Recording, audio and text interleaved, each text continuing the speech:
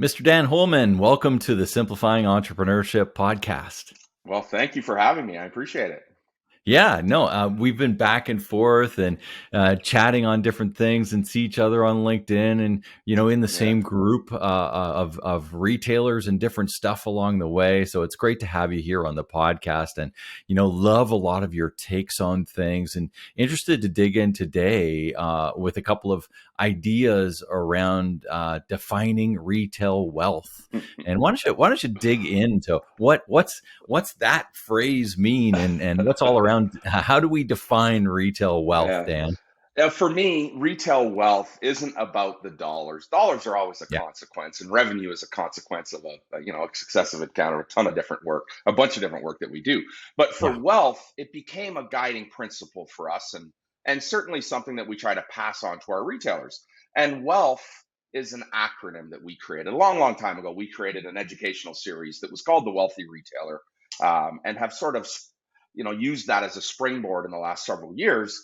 And we redefine wealth on an ongoing basis. And for us, that definement, or for me, that as I work through my retail audience, what is meant by retail wealth is really just the acronym that clearly defines objectives, output, and perhaps even performance. So it yeah, starts for me with winning. Winning just simply means that we keep score. We keep score to know when we're on track or off track. yeah, And we set out to create wins always for the external customer, of course, that we all, yeah, long to have, but also for our internal customers, our partners, and yeah. ourselves. We Love it. all have to feel the consequence of winning at this game that retail is. And simply put, we keep score. We know what the score is every single day. Energized covers off the E, and it just simply means that we are energetic in the pursuit of our vision, and energetic on the floor, on our team, and in our lives. And to the degree that we practice this high energy in our stores, we see that response from customers, right? We see how they respond in an energetic environment. If your store, sounds a bit like a funeral home, Hmm. Yeah. Yeah, dead is not what we want in our No, stores. no, exactly. And I mean, I love that. Even in our conversations that we have, Dan, you and I mean, you can feel that sort of energy too. And I think that's an important piece of retail is to have everybody, with that sense of energy, that sense of excitement, that sense of interest, Hmm. not only be interested in others, but be interesting as well, right? Absolutely. And I think, Pete, one of the I'm going to say, critical points of recognition here is that energy is the demonstration of passion. Yeah. The more energetic we are, it's passion that Yeah. feeds that energy. And on our retail floors, nothing is more important than being high energy and that level of excitement that keeps people connected to us in the store. um, this leads really well into the A in wealth. It's about being admired. In Yeah. retail, we have to believe in the power of admiration. And as a retail leader, I need admiration from my team. I need admiration from our peers, our partners, and most importantly, we need admiration from the customer. We Yeah. need to be admired. And those that are successful in retail have always set out to be famous without ever saying, I want to be famous. But that's Yeah. what we do. The things that we do on our floor leave people in admiration of us, how we serve them, how we connect with them, how we understand them, and then consequentially, how we help them buy in our stores. That Yeah. comes from this place of admiration. Yeah. I like that. I And mean, then, yeah, a sorry. big part of what we try to do with our retail stores, and for those of you that are listening to this and don't know, we have some retail stores called Shootopia, and one of the things from that admiration side of things, and we do, like you said, we kind of do it on the back end, without publicizing a whole lot, but Right. being a real part of the community, being a real part of the activities that go on and that give back to the community and the different associations and the different involvements around that. And I think when you were saying I never really looked at it from the admiring perspective that you have. So I like that perspective. But I do think that that's an important piece of, especially for people that are in small town, Right. or in those small town retailers, of being a part of the community so that you can be known as a retailer that is admired in the community. It's a little harder Yeah, to do in the bigger cities, it um, is. but it's still not impossible. But think about a bigger city being, drill that down to where your neighborhood is. What's Yeah. your catchment area for Yeah. your store? Where do people come from Yeah. and become admired in that community? Yeah. And Pete, I've heard you talk this. I've said this forever. I mean, this retailers are the lifeblood Oh my of gosh. a Yeah. community, and that part of that admiration is the connectivity to community, Yeah. which carries a social responsibility. Does. Whether it's your Rotary clubs or your kinettes or your kinsmen or Yep.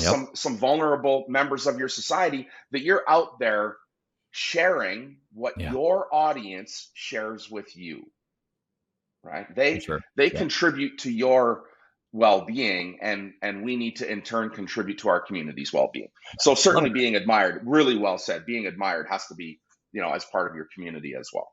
Cool. All right, sliding on over to L is all about lean. And lean is this belief in needing to slim down in everything we do. We're lean in inventory, we're lean in expense, we're lean, enabling us to be nimble, to be able to adapt quickly to this changing landscape. And Yeah. practicing this philosophy of lean needs to be occupied in every retail store. I don't need more to do more. I have to figure out how to do more with a little bit less.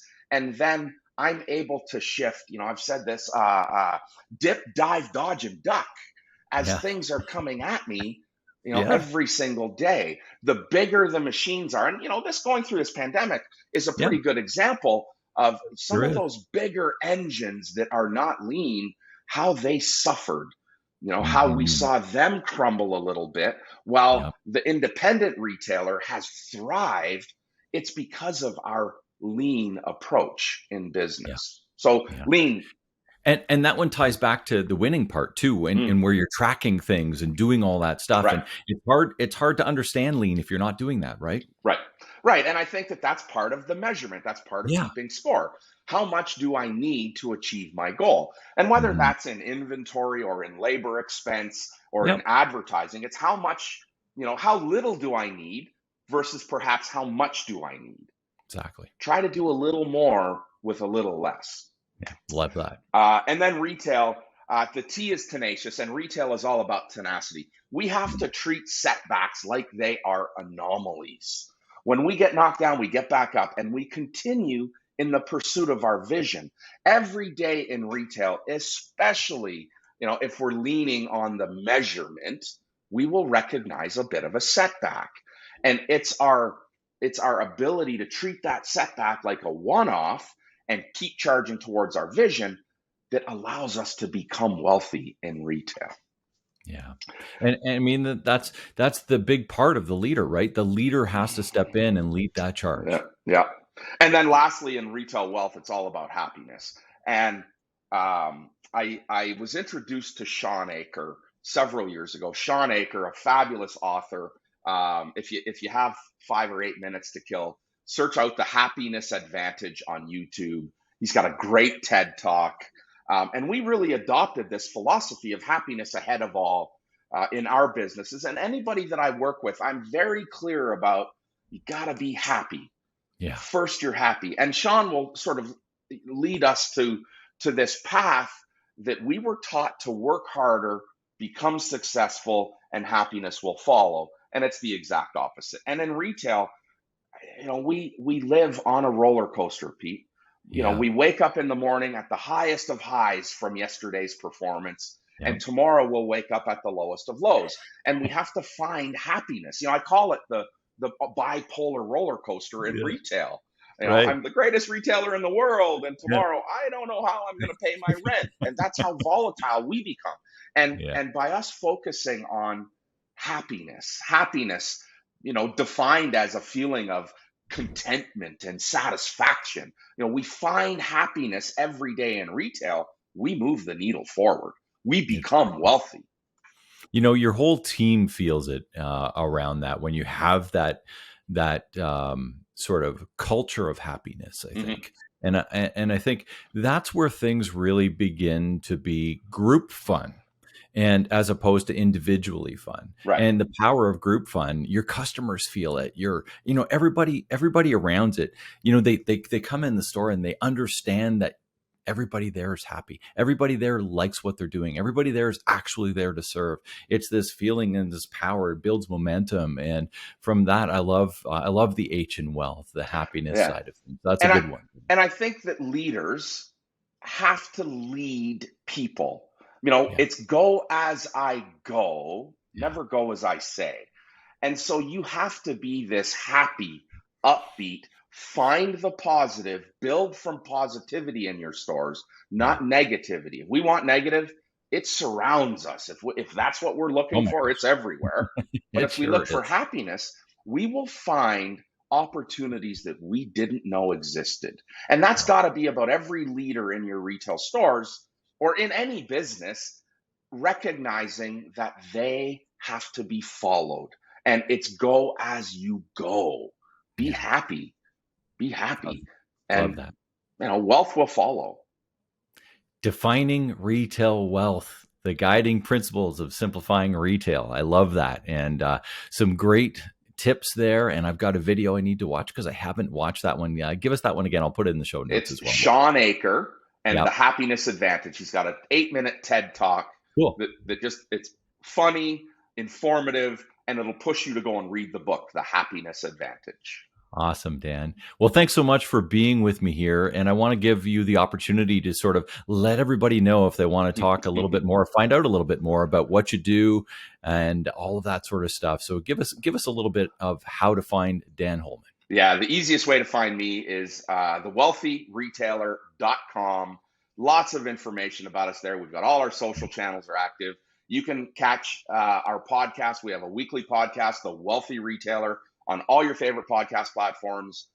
Easy to get to, Dan at thewealthyretailer.com. Love to chat with anyone. Always open for a conversation. Right on. Thanks, Dan. It's been great to have you here and appreciate the time today. Thank you. Have a great day. You too.